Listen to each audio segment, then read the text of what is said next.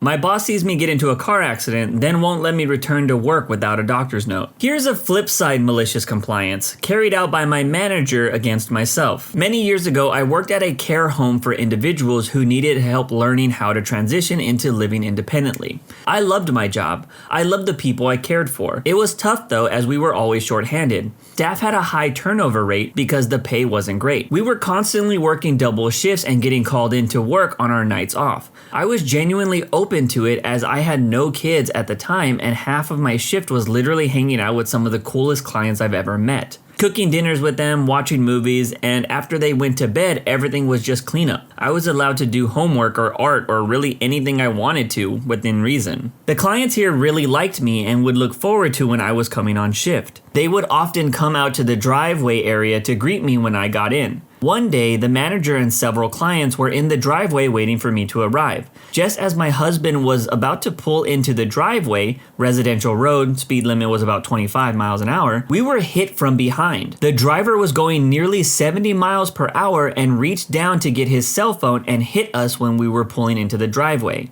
The way he hit us and how fast he was going, our car did a full 360 spin into the driveway and everything in our trunk went flying all over the place. The manager and the client saw everything that happened. We were very lucky that day that they were further back in the driveway and didn't get hit. The manager called an ambulance for us, and I was in complete shock. Felt like the world slowed down to a frame-by-frame slow motion. The ambulance took us both to the hospital. Our car had to be towed away. At the hospital, we were cared for, and I was given an order to stay on bed rest for a few days and see my family physician as soon as possible. Ultimately, I was okay. Major whiplash, I had some body aches, headaches, etc. from the shock and the force of the vehicles crashing, but nothing severe. My husband wasn't as lucky, but he was okay and just had to use crutches for a while until his knee healed. After a few days of rest, I was still sore and ready to return to work and just move forward. I arrived at work for my shift, and when I entered the house, my manager, the one who saw the crash and called the ambulance,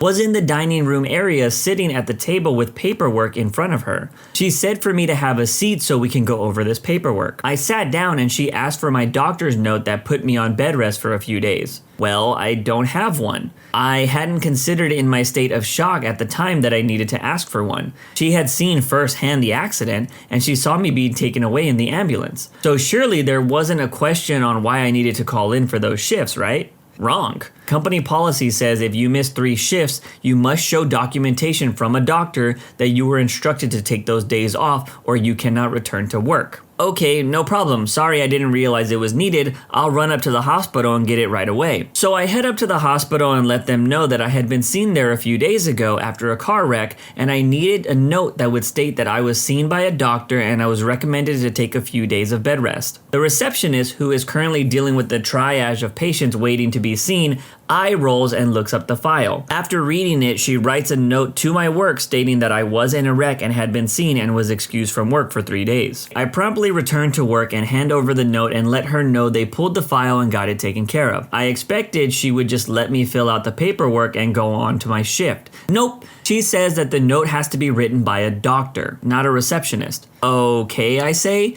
I'll run back and let them know what we need. I head back to the hospital. I let the reception know I was sorry to interrupt again, but I need a note that was written by a doctor. My boss cannot accept it from reception. She says, well, I'm a nurse, but okay, I'll see if I can get it signed by a doctor. Quite some time later, she was able to get it signed by a doctor who would have much rather been spending their time caring for people who got their foot run over by a lawnmower. I thank her and head back to work with the note, once again expecting to move on and get back to my work. Nope.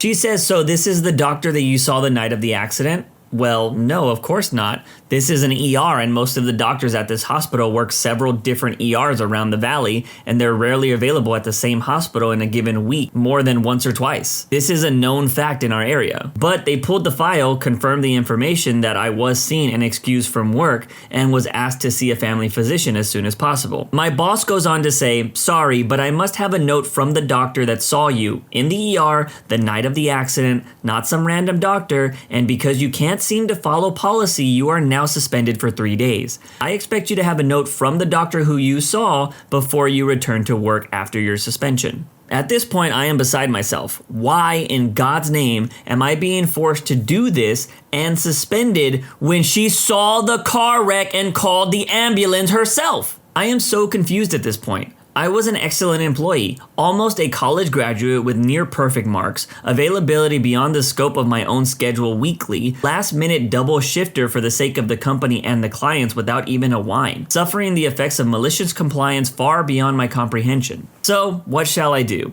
I went back to that hospital on the off chance the doctor would be there, and he was not. He wouldn't be for weeks. I spent the next day tracking down this doctor, and in the end, I prevailed. I got my note from the doctor that saw me in the ER on the night of the wreck. I went into work early the next morning before the manager would arrive. I placed the note on her desk front and center, with my keys and another note stating my gratefulness for the opportunity I had to work with these amazing clients, but that unfortunately I could no longer afford the time to work there as I was in a crunch with completing my education.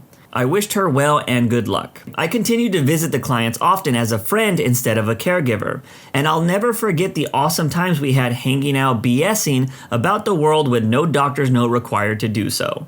And that malicious compliance that was dished out to me resulted in an ample amount of double shifts for my old manager. Man, I will be 100% honest with you, this is the fastest way to lose great employees. It just makes you feel like your place of business doesn't appreciate or care about what you do or have done. I remember at my old automotive job, I had a lead position that came with no extra pay. I just had extra responsibilities, and I figured, well, if I keep up this good work, do the lead duties, and make the shifts run smoothly, I'm sure I'll get a better raise come evaluation time. When it was finally time to see how much I would get in a raise, I found out that my raise was exactly the same as the worst guy on our shift. I'm talking this guy should have been fired months ago type of bad. The very next day, I told my supervisor that I'm only doing what every other person on the shift does and nothing more. Stuff got really interesting after that, but that's a story for another time. You need to speak with parents before sending kids to my office. So this happened at the height of the TikTok challenge, but the fruition of my malicious compliance has finally reared its beautiful head. So back when soap dispensers the world over were on high alert due to students stealing them,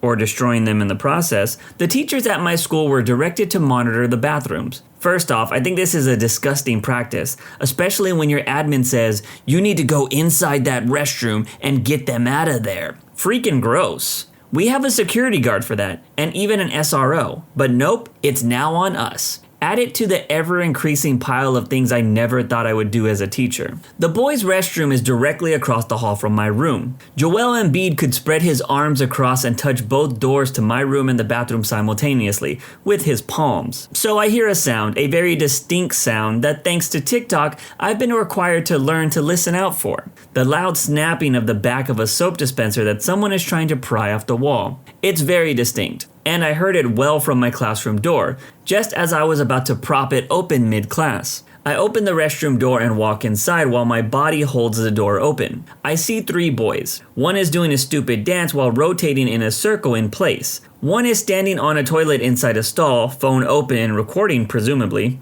And one is staring at the mirror. The first 2 boys see me and change their behavior. One student doesn't seem to see me and reaches forward with his fingers clawed open, prying at the back of the soap dispenser. This happened multiple times in the span of 2 seconds, and it was clear what he was doing. I finally couldn't take how long it's been since I had opened this door and cleared my throat. He looked at me, pretends to have only been washing his hands the whole time, and just stands there. I tell them that they need to move along, and 2 of the boys listen. Dispenser boy decides to make his point of contention saying, "No, I don't think I will." It's at this point that I decide to flake out and report what he's doing to admin. If this was TFIU, this would have been the FU one. I tell EJ, a great security guy who can't be everywhere at once, you know, displacement theory, what's going on, and he gets dispenser boy, dweeb, out of the restroom and sends him to the office. Upon request, I email admin exactly what happened, in about as much painful detail as aforementioned paragraphs would indicate, and this should be it, right?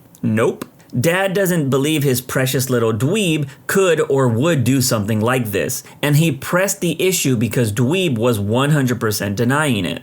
Middle school kid denying something? Nah, doesn't sound like a middle schooler. I will say I have the utmost respect for kids and excuse their behavior before adults. Adults should know better. But this began wasting a lot of my time. All of a sudden, I'm now required to sit down alongside administration just to have a makeshift conference call with Dweeb's dad. I already emailed the details, spoke on the phone with admins about this, then in person to confirm it, accompanied by my standing exactly where and how the students stood, and how they attempted to remove the soap dispenser, etc.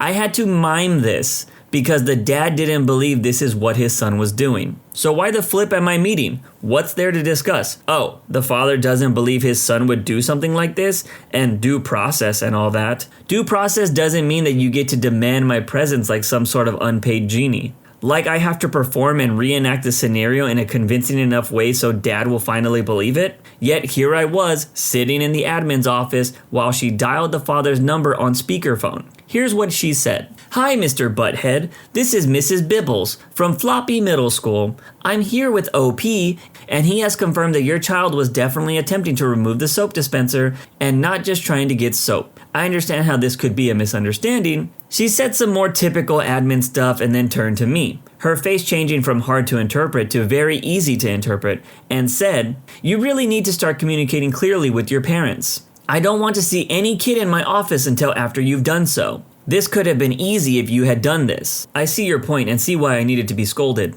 That's probably what my face said. But deep down I was shocked. I have no idea how I could have prevented an issue with his parents. I did everything according to protocol, had EJ pull the tape to confirm times, all that jazz. I thought she was going to be apologetic about the situation, saying, I'm sorry, I know that your words mean something, and you saw this firsthand, and I even have a statement from another student that was there, saying that he was trying to take it down. So I shouldn't have called you here on your prep just so Dweeb's dad could talk to you and ask you himself. You know, something like that. I decided right then and there that I was going to have an MC moment, just wasn't sure when. I had forgotten about this for months. Now then all of a sudden I get my opportunity. Good old Dweeb is at it again. This time throwing things at a female student running away from him in the hall, ending with him slapping her on the behind and then groping it. Imagine him making a duck bill with his hand. It was like that. She was not a willing participant in this. Enter malicious compliance. I remember what admin said about sending a very clear email to parents,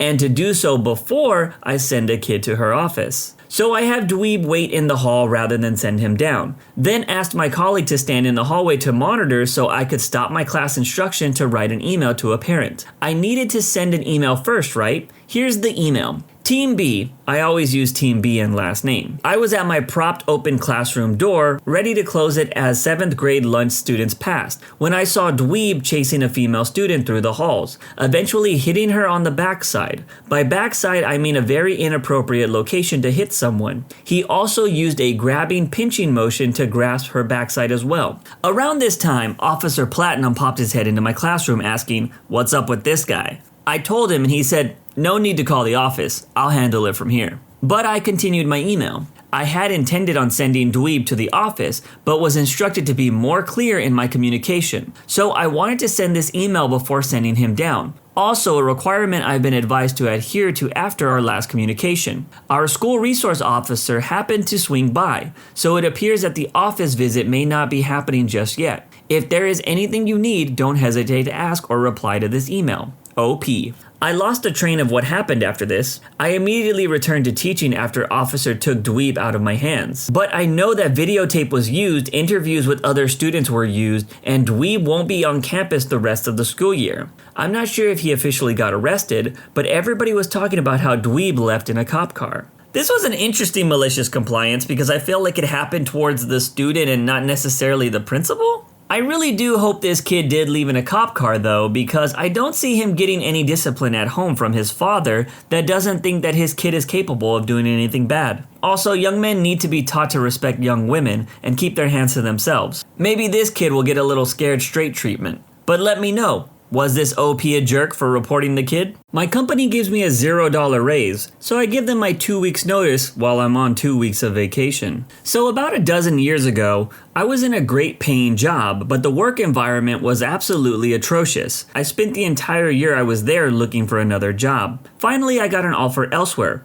at a hefty pay cut, but leapt at it. Now, this place, a very small company, said they were looking for a mid-level software developer. They realized I was a senior developer, but the manager said, "I'm not really sure what to offer, as I've never hired a senior developer before." The explanation sounds a little funny, but ultimately it turned out as such. They'd start me at X amount a year, a mid-level developer salary, and at my 1-year review, they'd give me a raise of somewhere between Y and Z, depending on how things went. Where Z equals 2 times Y, and it would have amounted to somewhere between a 6 to 12% raise. It's just a salary with benefits, no bonuses, but I was fine with that. A little weird that they would try to start new employees with only 1 week of vacation time instead of 2, the way every other place I work does, but they offered me the 2 weeks up front. So I did some work on a legacy program, but they mostly had me working on some completely new feature that integrated with the existing product. A year goes by and I like the place. It's small, but the team is good,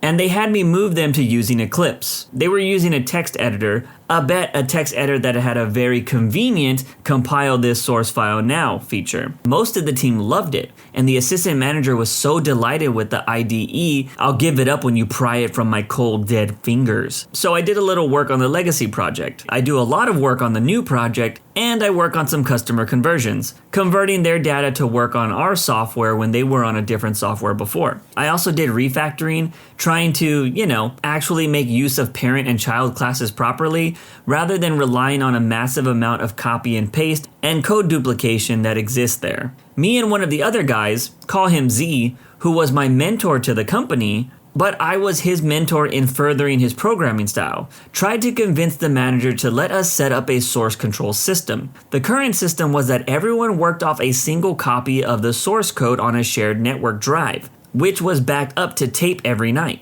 The manager resisted. We even suggested to let us take one of the old junk PCs from the storage room and set up a very small repository, just to experiment with and to make sure it worked as we planned, i.e. Hello World and program files of that small scale, before trying to move their stuff to it. Manager wouldn't budge. My review is late, several months late, but we were busy, and the manager said it was the most busiest year they could recall them having. Also, I'd scheduled my 2 weeks vacation so that I could fly out to visit my parents. During this time, I've gotten calls about other jobs, but I mostly blew them off. I knew for a fact what my salary would be when I got my review, so I was happy with that. Still, the calls came here and there. My review finally comes and it's almost glowing. 1 or 2 minor hiccups, but overall they were very pleased with me.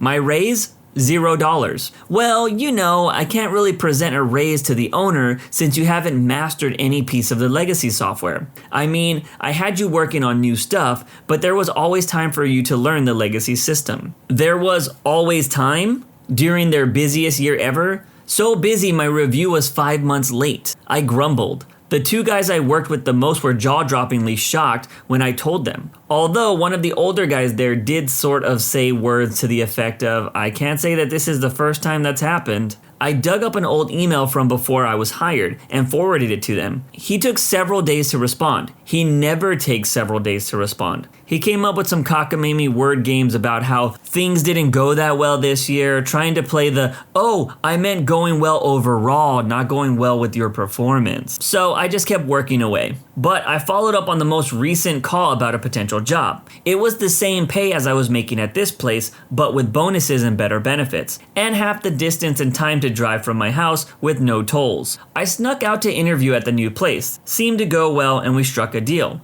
I gave them a start date of after my vacation. Went back to my current job and played along for a little bit. They also went to the job fairs, looking to hire someone straight out of college. Also, now the manager was interested in source control. One of the other developers said, "Well, last year it was your idea, but this year it's his idea."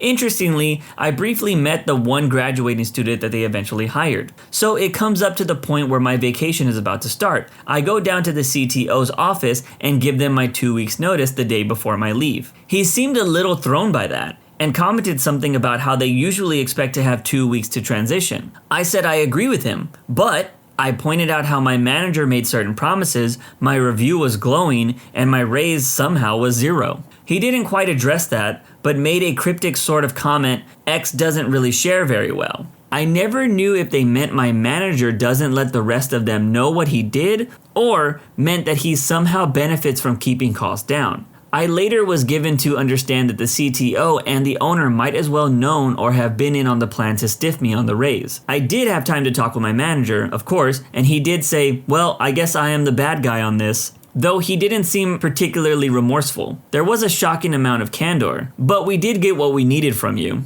I suspected that the manager's raise was based on how well he did cost controlling though. I mean, I was driving an older vehicle and the manager was driving a newish Acura SUV. But giving my 2 weeks notice on the day before my vacation was my malicious compliance. That I took great relish in. Epilogue. Years later, I was working at another company about 2 miles from that place. A colleague of mine actually told me he was going to interview at that place with the bad manager. He also told me who was interviewing him. It was Z. I told him that Z was a good guy and one of the two that was shocked at my lack of raise. I told my buddy, yeah, Z is a good guy, but ask if X is going to be your manager, because if so, you're not interested. Z actually told my colleague, yeah, OP was great, and while I was his mentor at the company here, I felt more like he was mentoring me. X did screw him, but don't worry, X isn't a part of the picture for this job. Also, that the new person we hired, she says that she can always tell when she runs into OP's code. The code style is so much better.